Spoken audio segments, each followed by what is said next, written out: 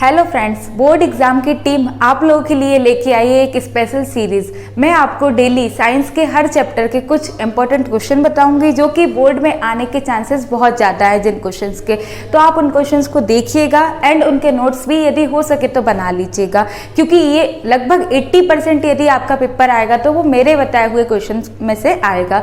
तो आप इन क्वेश्चन को ध्यान से देखिए। हम फर्स्ट चैप्टर से स्टार्ट करते हैं साइंस के। तो पहला चैप्टर है हमारा केमिकल रिएक्शंस एंड इक्वेशंस। पहला क्वेश्चन है कि बैलेंस ये chemical reaction means chemical reaction आपको दी हुई है, इनको बैलेंस करना है। पहले तो हमें फॉर्मूला पता होना चाहिए, जैसे कि देखिए हाइड्रोजन, तो हमें पता है हाइड्रोजन कभी अकेला नहीं होता, हमेशा पेयरिंग में रहता है, तो H2 ठीक है, प्लस क्लोरीन, क्लोरीन भी कभी अकेला नहीं रहता इसलिए Cl2 ठीक है। हमें क्या बनाना है, हाइड्रोजन क्लोराइड मींस HCl बनाना है ठीक है। अब हमें इसको बैलेंस करना है, तो बहुत इजी होता है फ्रेंड्स। क्या करना है हमको, LHS बराबर करना है RHS। यस, आपने मैथ में पढ़ा होगा, LHS बराबर करना है हमको RHS मीन्स लेफ्ट साइड जितने नंबर हैं एटम्स के उतने ही राइट साइड होने चाहिए। जैसे कि देखिए हाइड्रोजन यहाँ पर कितने हैं 2 ठीक है, बट यहाँ पर कितना है 1, तो क्या मैं यहाँ पे 2 लगा दूँ। देखिए एक मेथड हो सकती है यहाँ पे 2 लगाने की और एक हो सकती है यहाँ पर। तो यहाँ पे 2 लगाना हमारे हाथ में नहीं है क्योंकि ये तो फॉर्मूला ही चेंज हो जाएगा, बट यहाँ पे 2 लगाना हमारे हाथ में है, इसलिए मैंने यहाँ पे 2 लगा दिया। बट यहाँ पे 2 लगाने से क्या हुआ, हमारे क्लोरीन भी डबल हो गए, बिकॉज इसके सामने भी तो 2 लगा है ना। तो हाइड्रोजन भी डबल हो गए, क्लोरीन भी डबल हो गए, मीन्स यहाँ हाइड्रोजन कितने हैं 2 और क्लोरीन कितने हैं 2। यहाँ देख लेते हैं, यहाँ पर हाइड्रोजन कितने हैं 2 हैं और क्लोरीन भी 2 हैं। तो देखिए हमारी ये रिएक्शन बैलेंस हो गई। ऐसे आपको ऑब्जेक्टिव में या 2 मार्क्स के क्वेश्चन में आपसे ये पूछ सकते हैं ठीक है। चलिए एक और देख लेते हैं हम। एक ये दिया है अपन को barium chloride and aluminium sulphate दिया है और बना क्या है, barium sulphate and aluminium chloride ठीक है। तो देखते हैं ये कैसे बैलेंस होगी। पहले देखेंगे बेरियम क्लोराइड का फॉर्मूला क्या होता है, तो ये होता है BaCl2 ओके और एल्यूमिनियम सल्फेट का फॉर्मूला होता है Al2SO4 का होल थ्राइस ठीक है। क्या बनाना है हमको, बेरियम सल्फेट बनाना है BaSO4 ठीक है, प्लस क्या बनाना है, एल्यूमिनियम क्लोराइड ठीक है, ये हमको बनाना है ठीक। तो क्या होगा, बेरियम क्लोराइड ठीक है, यहाँ पे Ba कितने हैं 2 है। क्या करना है, कुछ नहीं, पहले जैसा LHS बराबर क्या करना है हमको RHS ठीक है। यहाँ पे बेरियम कितने हैं 1 है यहाँ पे ठीक है, और यहाँ पे कितने हैं अपने, यहाँ पर भी 1 है ठीक है। अभी तक कहानी अपनी बिल्कुल सही चल रही है ठीक। अब देखते हैं अपन क्लोरीन, क्लोरीन यहाँ पे कितने हैं 2 हैं, देखिएगा अच्छे से, बट यहाँ पे क्लोरीन कितने हैं 3 हैं, तो यहीं पे कहानी थोड़ी सी उलझ गई है ठीक है। तो कैसे हम इसको बैलेंस करेंगे, देखिए यहाँ पर 3 है और यहाँ पर कितना है 2 है ठीक है। तो क्या मैं ये 3 का मल्टीप्लाई यहाँ कर दूँ और इस 2 का मल्टीप्लाई मैं यहाँ करके देख लूँ, एक बार देख लेते हैं रफली ठीक है। तो क्या होगा, यहाँ पे क्लोरीन कितने हो गए अपने 6, कितने हो गए 6, और यहाँ पे कितने हो गए, ये भी कितने हो गए 6 हो गए ठीक है। क्लोरीन तो बैलेंस हो गए, बट अभी बेरियम फिर अभी बैलेंस नहीं हुआ।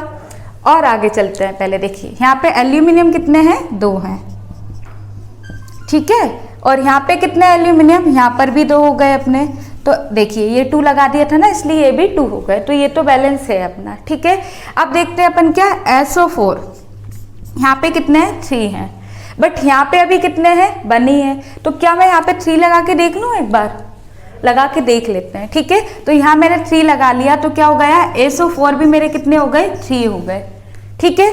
और साथ में देखिए अब बेरियम भी अपने कितने हो गए 3 हो गए ना। तो देख लेते हैं अपन, यहाँ पर भी ये देखिए 3 हो गए, तो अपने बेरियम भी 3 हो गए हैं, क्लोरीन यहाँ पे 6 है, यहाँ पर भी अपने 6 है ठीक है। एल्यूमिनियम भी बराबर हो गए और SO4 भी अपने बराबर हो गए। ऐसे ये रिएक्शन अपनी बैलेंस हो गई। इसको नोट कीजिए, अगला क्वेश्चन देखते हैं फिर।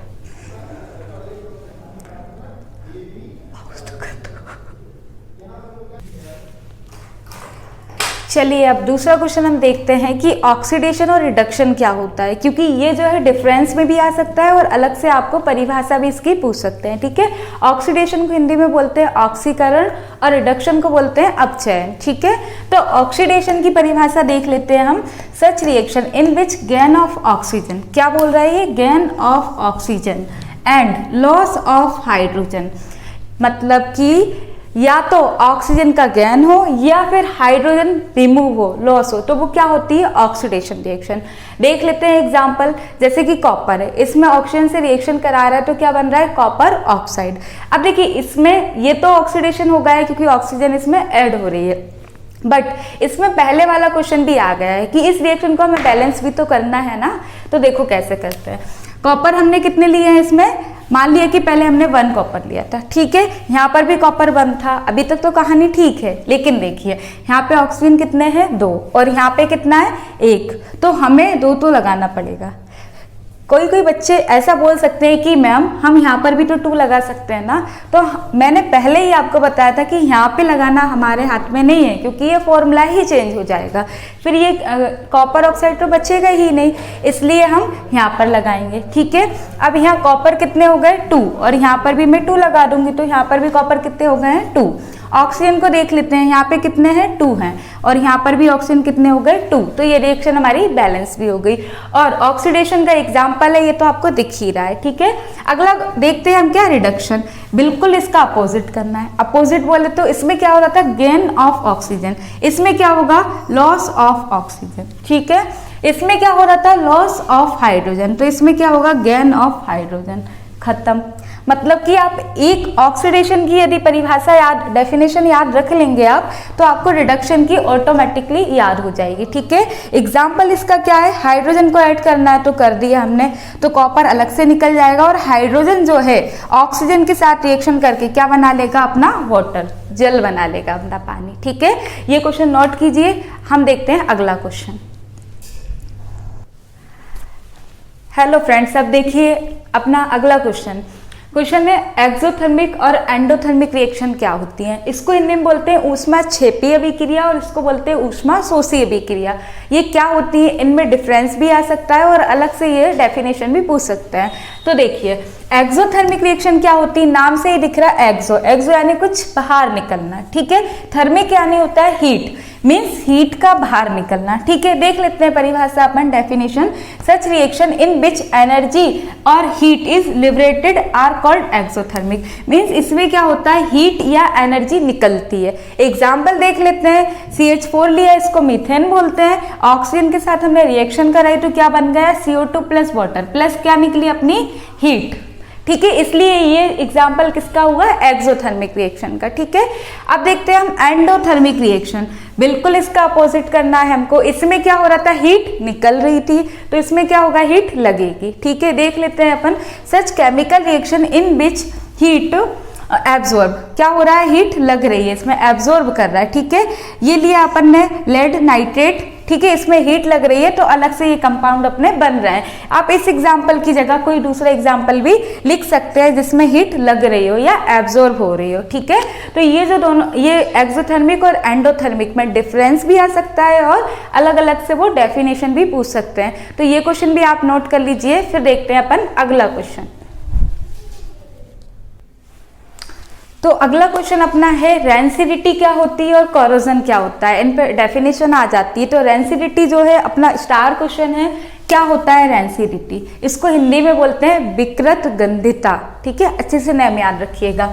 क्या? The process of oxidation of food materials containing fat oil due to which the taste and smell of food materials is change is called rancidity. समझ नहीं आया होगा, देखिए मैं समझाती हूँ। क्या होता है? कोई फूड वगैरह होता है, हम कहते हैं ना कि कोई सब्जी है, रात में रखते हैं तो सुबह तक खराब हो जाती है। तो खराब हो जाती है क्यों? क्योंकि उस फूड का ऑक्सीडेशन हो जाता है, जिस वजह से जो चीज़ है वो अपनी खराब हो जाती है। उसको हम बोलते हैं क्या? रेंसिडिटी, साइंस की भाषा में, ठीक है। तो इसको याद रखिएगा। और पता है जब कोई चीज़ खराब हो जाती है तो उसका टेस्ट भी चेंज हो जाता है। तो देखिए टेस्ट और स्मेल, क्योंकि हम स्मेल पता करके ही तो बताते हैं ना कि ये चीज़ सही है या खराब हो गई, इसलिए उसकी स्मेल और टेस्ट दोनों ही क्या हो जाते हैं? चेंज हो जाते हैं। इसे हम क्या बोलते हैं? रेंसिडिटी, ठीक है। और अब अगला क्या होता है? कोरोजन। ये तो आप सबको पता है, हिंदी में बोलते हैं संचारण, ठीक है। क्या होता है? इजी लैंग्वेज में बता देती हूँ, लोहे पे जंग लगना, ठीक है। उसी को आपको परिभाषा की फॉर्म में लिखना है, ठीक है। क्या होता है कि अपना जो आयरन है, बाहर क्या है? ऑक्सीजन है। कोई भी आयरन, अपना लोहा जो है वो बाहर पड़ा हुआ है, ऑक्सीजन एनवायरमेंट में है, तो क्या होगा? ऑक्सीजन से आयरन अपना रिएक्शन कर लेगा एंड वाटर भी मिलता रहता है बाहर से, तो वो क्या बना लेगा, रस्ट बना लेगा। ठीक है, तो ये क्या होता है, अपना रस्ट हो जाता है, इसको क्या बोलते हैं हम, कोरोजन। अब क्या होता है कि एक क्वेश्चन और आ जाता है, यहीं देख लेते हैं कि कोरोजन के बचाव बताइए, मतलब कि लोहे पर जंग लगने से हम कैसे रोक सकते हैं। तो पता होगा आपको, गैल्वेनाइजेशन कर देते हैं हम, पेंटिंग कर सकते हैं, ऑयलिंग कर सकते हैं उसकी, तो ये सब होते हैं इसके प्रिवेंशन। ठीक है, तो आप इसके साथ वो भी याद रखिएगा, तो आप इसको भी नोट कर लीजिए। चलिए फ्रेंड्स, आज की इस क्लास का हम लास्ट क्वेश्चन देखते हैं, क्या है कॉम्बिनेशन रिएक्शन और डीकम्पोजिशन रिएक्शन क्या होती है। देखिए नाम से ही दिख रहा है कॉम्बिनेशन रिएक्शन, मीन्स कॉम्बिनेशन होना दो या दो से ज्यादा रिएक्टेंट का और एक क्या बना देना, प्रोडक्ट। ठीक है, यही अपनी क्या है, इसमें डेफिनेशन में लिखा है क्या, the chemical reactions in which a single product is formed from two or more reactants are called क्या, कॉम्बिनेशन रिएक्शन। मीन्स दो या दो से ज्यादा रिएक्टेंट मिलकर एक सिंगल प्रोडक्ट में कन्वर्ट होते हैं, तो उसको क्या बोलते हैं, कॉम्बिनेशन रिएक्शन। नाम से भी दिख रहा है, ठीक है, कंबाइंड होना बहुत सारे रिएक्टेंट्स का। ठीक है, अब इसका ही अपोजिट होता है क्या, डीकम्पोजिशन रिएक्शन। ठीक है, मतलब क्या है, इसमें जो एक कंपाउंड है वो बहुत सारे प्रोडक्ट में अपना ब्रेक होगा या स्प्लिट होगा। ठीक है, तो ये अपना एग्जाम्पल दिख रहा है। अब देखिए इसी एग्जाम्पल में मैं पिछले क्वेश्चन का भी दिखाती हूँ। एक क्वेश्चन मैंने आपको बताया था कि एंडोथर्मिक रिएक्शन क्या होती है, जिसमें हीट लगती है। तो देखो इसमें भी हीट लग रही है, तो ये जो रिएक्शन है अपनी, वो एंडोथर्मिक रिएक्शन का भी एग्जाम्पल हो सकती है। तो आपको एग्जाम में वो वाला एग्जाम्पल याद ना आए तो आप ये वाला एग्जाम्पल भी इसमें लिख सकते हैं, तो आप इसको नोट कर लीजिए। और ऐसे ही हमारा पहला चैप्टर कंप्लीट होता है। ये जो मैंने 4-5 क्वेश्चन आपको बताए हैं, इनमें से ही मोस्ट प्रोबेबल आ सकते हैं। ठीक है, तो आप अपनी तैयारी को अच्छे से करिए और हम कल देखते हैं अपना अगला चैप्टर। Thank you.